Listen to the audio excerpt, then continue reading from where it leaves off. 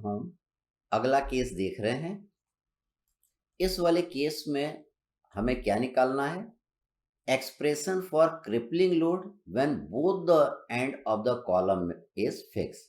देखिए हमें crippling load निकालना है। इस केस में देखिए दोनों एंड आपके क्या है? फिक्स है। तो यहाँ पे फिक्स होने के कारण यहाँ पे कपल भी आपको मिलेगा और यहाँ पे क्रिपलिंग लोड तो लग ही रहा है। क्रिपलिंग लोड या बकलिंग लोड आपका लग ही रहा है। कॉलम का जो लेंथ था दैट इज एल और इसका जो लेटरल डिस्प्लेसमेंट यहाँ पे दिख रहा है दैट इज अवर वाई। तो देखिए हम बीम डिफरेंशियल इक्वेशन हमने पढ़ा है। हम जानते हैं moment at X equal to E I D square Y upon D X square.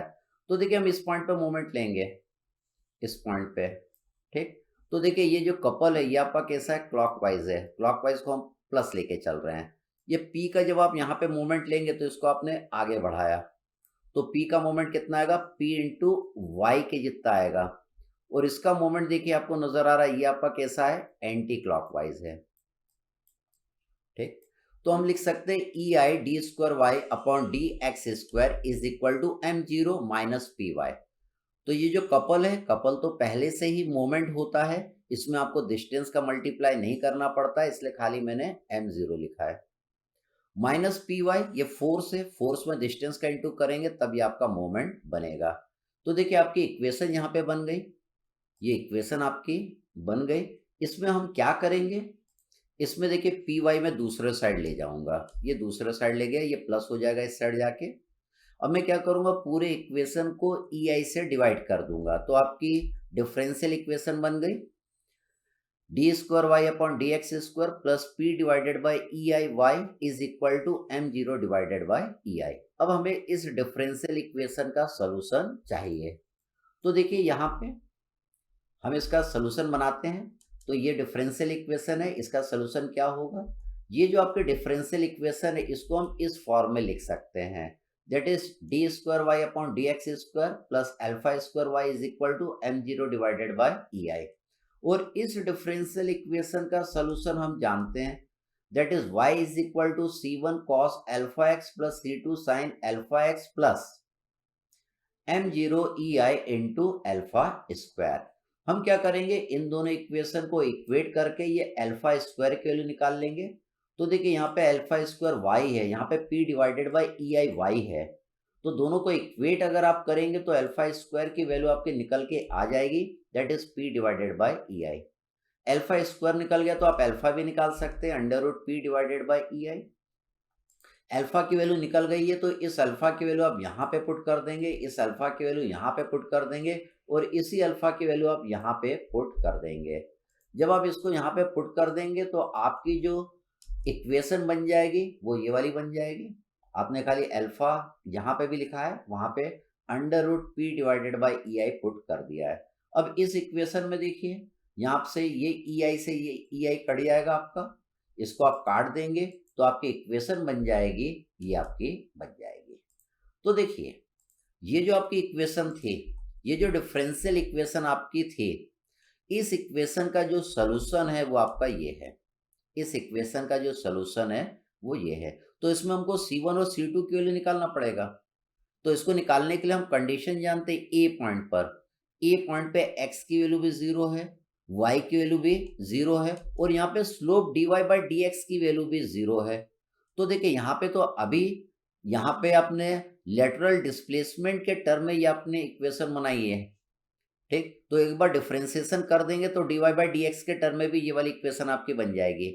अभी हम क्या करेंगे? इस इक्वेशन में C1 C2 की वैल्यू निकालने के लिए x की वैल्यू 0 पुट करेंगे और y की वैल्यू भी 0 पुट करेंगे। तो देखिए इस इक्वेशन में मैंने x की वैल्यू 0 और y की वैल्यू 0 पुट कर दी।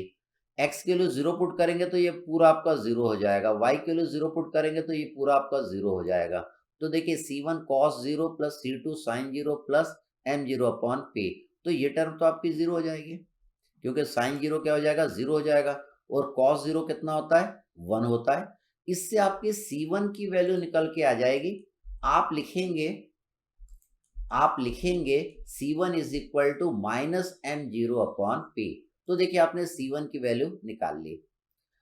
अब हमें C2 की वैल्यू भी निकालनी है। C2 की वैल्यू निकालनी है तो हम क्या करेंगे? ये जो इक्वेशन है इसका एक बार डिफरेंशिएशन करेंगे विथ रिस्पेक्ट टू x। तो एक बार डिफरेंशिएशन करेंगे, cos x under root P I का डिफरेंशिएशन क्या होगा, minus sine x under root P divided by E I. फिर under root P divided by E I बाहर भी आ जाएगा। फिर sine x under root P I का अपन डिफरेंशिएशन करेंगे तो क्या आ जाएगा, cos x under root P divided by E I, और under root P divided by E I का आपका बाहर भी आ जाएगा। अब इसको अपन क्या करेंगे, m zero divided by P, ये आपका एक कांस्टेंट है, इसका डिफरेंशिएशन कितना हो जाएगा, जीरो हो जाएगा। तो यहाँ पे मैंने जीरो लिख दिया। तो इसको रीअरेंज कर देते हैं, माइनस इसके आगे लगा देते हैं, तो आपके D Y by D X की ये इक्वेशन बन गई। अब इसमें अपन कंडीशन पुट कर देंगे ए पे क्या होगा, x की वैल्यू जीरो होगा और D Y by D X की वैल्यू भी जीरो होगी। ए पे x बराबर जीरो और D Y by D X बराबर इक्वल टू जीरो। तो यहाँ पे D Y by D X की वैल्यू जीरो पुट कर देंगे, और जहां पे भी x है उसकी वैल्यू मैं यहाँ पे जीरो पुट कर दूंगा। तो देखिए आपकी ये वाली इक्वेशन बन गई। सेम इसको x की वैल्यू जीरो पुट कर दीजिएगा, और ये आपका जीरो है D Y by D X. अब इस इक्वेशन में देखिए साइन जीरो आपका क्या हो जाएगा, जीरो हो जाएगा। ये जैसे जीरो होगा मतलब ये पूरी टर्म आपकी देखिए जीरो हो गई। तो क्या बचेगा, C2 under root P divided by ये बचेगा, क्योंकि cos जीरो कितना होता है, 1 के बराबर होता है। मतलब इसको आप लिख सकते हैं, इसको आप लिख सकते हैं C2 under root P divided by E I is equal to zero आप लिख सकते हैं। मतलब इन दोनों का product will be equal to क्या होगा, जीरो आपका होगा। तो देखिए इस वाली इक्वेशन से क्या क्लियर है, आइदर आपका C2 की वैल्यू जीरो होगी या under root P divided by E I की वैल्यू जीरो होगी। अगर इन दोनों का प्रोडक्ट इक्वल टू जीरो है तो आइदर इन दोनों में C2 जीरो है या under root P divided by E I की वैल्यू आपकी जीरो है। तो देखिए ये तो आपका कांस्टेंट है, ये कभी भी जीरो हो नहीं सकता है। इसका मतलब इन दोनों में C2 की वैल्यू क्या है, जीरो है। इन दोनों में C2 की वैल्यू क्या है, जीरो है। अगर ये जीरो हो गया तो क्रिपलिंग और बकलिंग लोड तो निकल ही नहीं पाएगा। ये तो यंग मॉडुलस है, और ये क्या, it is the least moment of inertia है। मतलब आपका क्या होगा, C2 will be equal to zero. ठीक, तो यहाँ पे देखिए C1 की वैल्यू आपने निकाल लिया और C2 की वैल्यू आपने निकाल लिया। C1 आपका क्या है, minus M zero upon P, and C2 कितना है, दैट इज जीरो। अब इन दोनों इक्वेशन को हम क्या करेंगे, इस इक्वेशन में पुट कर देंगे, इस इक्वेशन में हम पुट कर देंगे। तो देखिए इसको पहले मैं मिटाता हूं, इसको, ये जो इक्वेशन है इसमें मैं C1 और C2 की वैल्यू देखिए यहाँ पे पुट कर देता हूं। तो C1 की वैल्यू मैंने पुट कर दी minus M zero upon P. C2 की वैल्यू जीरो अगर मैं पुट कर दूंगा तो ये पूरी टर्म आपकी जीरो हो जाएगी, ये पूरी टर्म आपकी क्या हो गई, जीरो। उसको मैंने जीरो लिख दिया और ये वाली टर्म मैंने यहाँ लिख दी। ठीक, अब इसमें हम कंडीशन लगाएंगे। फिर से हमने क्या कंडीशन लगाएंगे, इसको देखिए थोड़ा सा मैंने सिंप्लीफाई कर दिया। ये जीरो वाली टर्म को खाली मैंने यहां से हटा दिया और ये वाली इक्वेशन मैंने बना दी। हम जानते हैं x बराबर l पे lateral displacement y is equal to क्या होगा, जीरो होगा। x बराबर जीरो पे भी y जीरो है, x बराबर l पे भी y की वैल्यू क्या है, जीरो। तो यहाँ पे x से वहां पे मैं l पुट कर दूंगा और y की वैल्यू कितना पुट कर दूंगा, जीरो।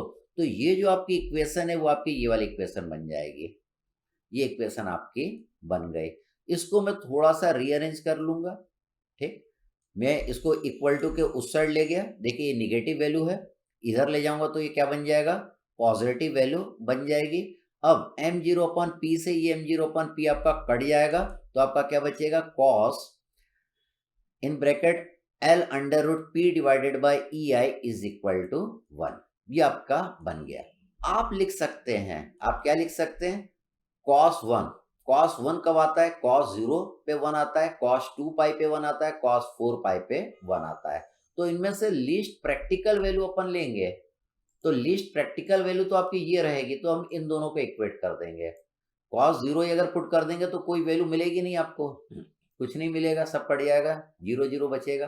ठीक, अब अपन क्या करेंगे, लीस्ट प्रैक्टिकल वैल्यू आपकी ये है, इन दोनों टर्म को हम क्या कर देंगे, इक्वेट कर देंगे। तो देखिए इन दोनों को मैंने इक्वेट कर दिया।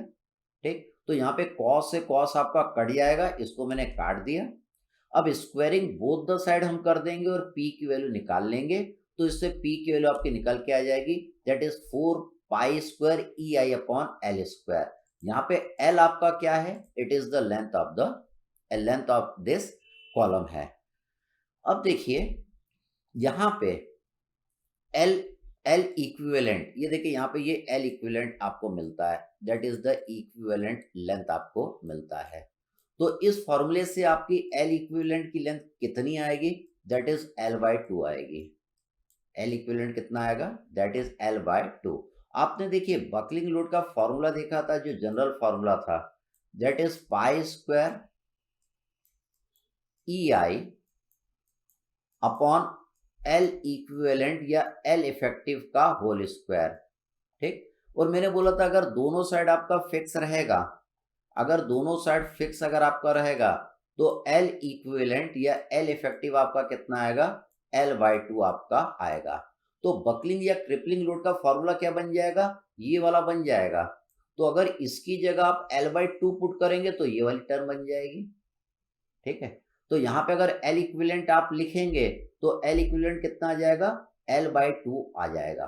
किस केस में आ जाएगा, जब दोनों एंड आपके कैसे रहेंगे, फिक्स रहेंगे। आपने देखा था अगर दोनों एंड आपके हिंज सपोर्ट लगे रहेंगे तो एल इक्विवेलेंट आपका एल के जितना आया था। तो ये फॉर्मूला हमें ध्यान में रखना रहेगा। अब हम अगला केस नेक्स्ट लेक्चर में देखेंगे।